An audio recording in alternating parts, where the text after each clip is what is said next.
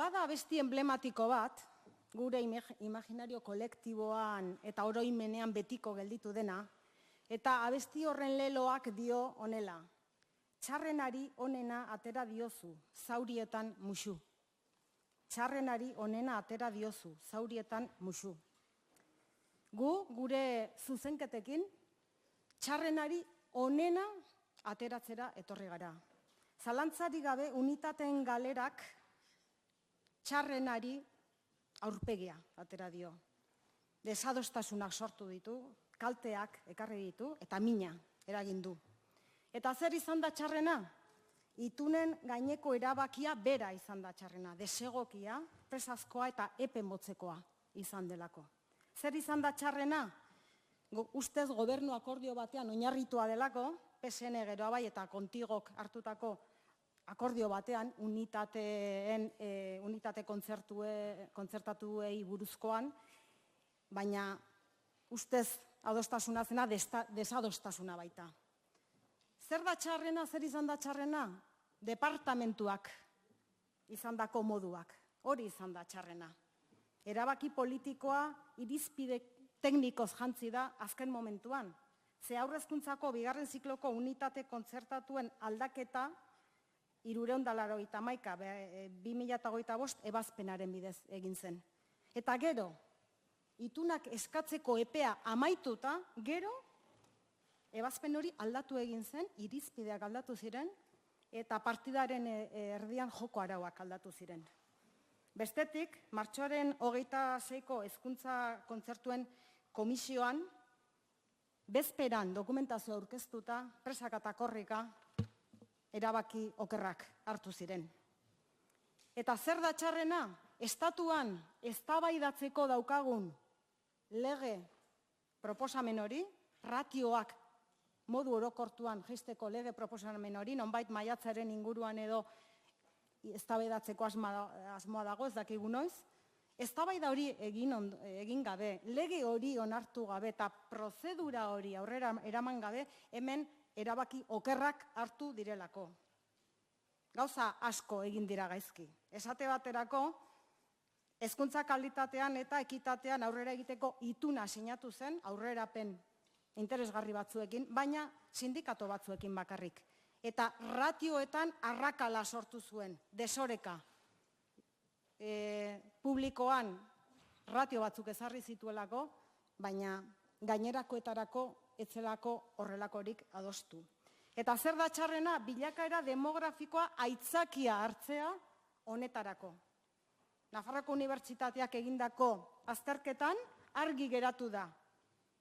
5 urtetik berako ume gehiago izango ditugu hemendik eta 2037 arte. Eta badakigu 2026-2027 ikasturtea izanen dela ume gutxiago izanen duen edo gutxien izanen duen ikasturtea. Hortik aurrera gorantz doa bilakaera demografikoa. Eta zer esanik ez, gobernuak EH Bildurekin hartutako konpromisoari buruz. Zeinetan ratioen jetxierari buruzko azterlan bat egin behar den, ustez, espero dugu egitea, baina hartu dira erabaki estrukturalak, pisuzkoak, atzera bueltari gabeak, planifikazio hori gabe eta aurreikuspen hori egin gabe. Hor daukagu Lizarraren adibidea. Ja dagoeneko murrizketen adibide paradigmatiko bihurtu dena. Remontibalen 24 ikasle ditugu, matrikulatuta, aurre matrikulatuta. Ratioa 23koa denez 12 eta 12 bitan banatuko dira unitate hauek, ongi oso ongi, ratio polita. Eta ikastolan 31 ikasle daude. 15-16 bi unitate sortzeko moduko ratio polita, ezta? Ez. Egoera bikaina da ikusteko zer gertatu den. Hori izan beharko litzateke hezkuntza kalitatea, Jimeno jauna. Lizarran 4 unitate sortzea. 4. Ikaslea erdigunean jarrita. Hezkuntza kalitatea erdigunean jarrita. Eta hitz egin dezagun ratioa jaisteaz. Eta ez bakantez departamentuak hitz egiten duen bezala. Euskarari dagokionez, egoera honek erakutsi du euskara egoera zaurgarrian dagoela eta ereduak zailtasunak dituela. Departamentuak publiko-pribatu dikotomiaren errelatoa azaldu nahi digu, baina jakitun gara euskarak, ereduak, denon elkarlana behar duela. Atzo Iruñean, Euskaltzaleon martxan, aurkezpen sozial bat izan genuen, ez? Euskaltzaleon martxaren aurkezpen soziala esan nahi nuen. Euskalgintzak ozen esan du. Euskaren normalizazioa kilikolo dago. Atzeraldian, bide gurutzean, inflexio puntu batean. Denok behar dugu norabide berean arraun egin. Pizkunde berri baten bila. Denok norantza berean. Eta bereziki Nafarroan. Non lege bat daukagun, Nafarroa 3 eskualdetan urratzen duena. Egoera honen aurrean zenbait eszenatoki sortu dira. Bada gobernuak sortu duena. Bakardade politikoan. Gu kanpo utzita, zalantzari gabe, gurekin ez zuen inork ezer hitz egin hartutako erabaki hartzeko. 14 parlamentariren babesarekin. Beste bada UPNren proposamena.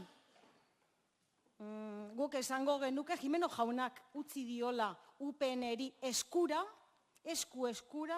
lege proposamen hau egiteko aukera. Zalantzari gabe. Baina proposamen horri nondik heldu guk ez dakigu utxune asko ditu. Gero hitz egingo dugu horretaz.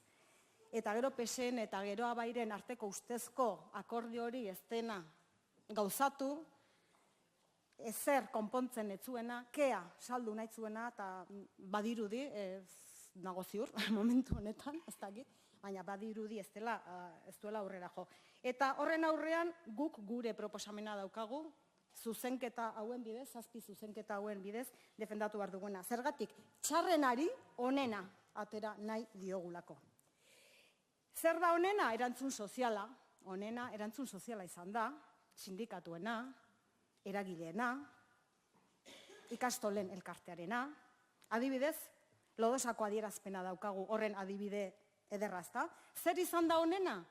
Presio horren ondorioz, publikoan unitateak ez murriztea lortu delako. Bai, hori izan da onena. Eta onena da, aukera bikaina daukagula, benetan gauza garrantzitsua ez hitz egiteko eta gure posizioak adierazteko, ez? Gu argi eta garbi Bildun gaude sare publiko komunitarioaren alde. Zirrikituri gabe, zalantzari gabe, eta orain da momentua hori defendatzeko. Eta ez gaude unitateak gutxitzearen alde, kalitatea hobetzearen alde gaude. Eta bereziki ratioen jetxieran jartzen dugu arreta. Bereziki horretan. Eta hitz egin dezagun horretaz. Horregatik UPNen legeari 7 zuzenketa proposatu dizkiogu. Zenbait konturekin ados egon gaitezke, baina proposamenak age desenteak ditu. Batetik, jarri nahi dugulako arreta ratioen jetxieran. Horretara ekarri nahi dugu bereziki legea. Aprobetxatu dezagun egoera hau hori aurrera eramateko. Sindikatuek, eragileek, hezkuntza komunitateak eskatzen duena. Horretan jar dezagun arreta.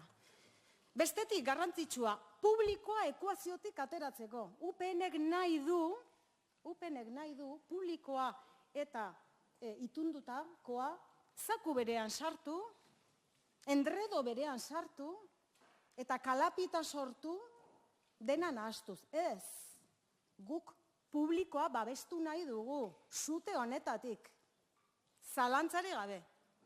Izenburu aldatu nahi izan dugu, publikoa ekuaziotik ateratzeko, aitzin solasa kendu nahi izan dugu, liskarri iturri eta desadostasun iturri besterik ez delako, eta ez du garrantzirik, ez? Eta artikulu batzuk kendu ditugu. Beraz, labur bilduz, gure zuzenketen berri emango dut, jakina, uste dut denok ezagutuko dituzuela, zuhurtziaz eta ardura handiz proposatutakoak dira, eta teknikoki ongi planteatutakoak. Izenburua kendu nahi dugu edo aldatu nahi dugu, zer esaten du modificación de las unidades educativas de educación pública y concertada, ez. Publikoa ekuaziotik atera behar da. Hori argi eta garbi. Bestetik, beste zuzenketa batean, lehenengo artikulua aldatu nahi dugu, uste dugulako ez dela momentua gauza okerrak erabakitzeko, ez da momentua aldaketa estrukturalak egiteko, ez dago gehiengo politikorik, zuhurtziaz joka dezagun eta erabaki atzeratu dezagun. Ez bakarrik ikasturte bat, ez, datorren urtean hauteskunde bezperan egongo gara. 2 ikasturtez. Noiz arte, ratioen afera argitu arte, estatu mailan eta Nafarroan. Noiz arte, elegiteen ikastolek jarritako, ikastolek eta beste ikastetxe batzuek jarritako elegiteen kontua ebatzi arte. Noiz arte, estatuko legea bideratu arte eta egoera demografikoa estabilizatu arte. 2 ikasturte behar dira horretarako eta uste dut, hau dela zentzuzkoena denontzat. Denontzat. Gobernuarentzat ere bai. Bestetik,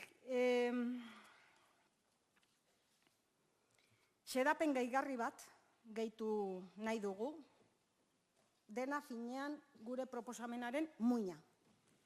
Eta da, gobernuak konpromiso bat hartzea epe laburrean ratioi buruzko lege proposamen bat egiteko. 18 hilabeteko epean, gure ustez, gobernuak onetsi beharko luke foru lege proposamen bat, parlamentoan aurkeztu, zentro guztientzat, jakina, arrakalarik sortu gabe, gehieneko ratioaren jaitsiera arautuko duena. Jaitsiera orokorra, homogeneo eta progresiboa, poliki, zalantzarik gabe. Unibertsitateaz kanpoko hezkuntza etapa guztietan, aurre hezkuntza, lehen hezkuntza, DBH, batxilergoa eta lanbide heziketan. Eta aurre hezkuntzako lehen zikloan ere bai. Ez gaitezen ahaztu aurre hezkuntzako lehen zikloaz. Eta era berean, foru lege proiektu horretan, zaurgarritasunari aurre egiteko irizpideak ere arautu behar dira, osagarriak. Neska mutil zaurgarri edagozkienak, ikasle errepikatzaileak, matrikula biziaz, hitzein marko da, landaren muko eskolez, unitarioak edo maila anitzekoak, eta beste batzuk, ezta? Eta amaitzeko, azkeneko zuzenketan proposatzen dena da, hau guztia, kalapita hau guztia sortu duen zorioneko ebazpena bertan bera uztea. 2026 ebazpena. Ea, txarrenari onena, ateratzen diogun, ados jartzen garen, eta hezkuntza komunitateak eskatzen diguna gauzatzeko gai garen. Horregatik, proposatzen dugu, 7 zuzenketa horiek onartu, eta hala balitz zalantzarik gabe, lege honen alde egingo genuke. Eskerrik asko.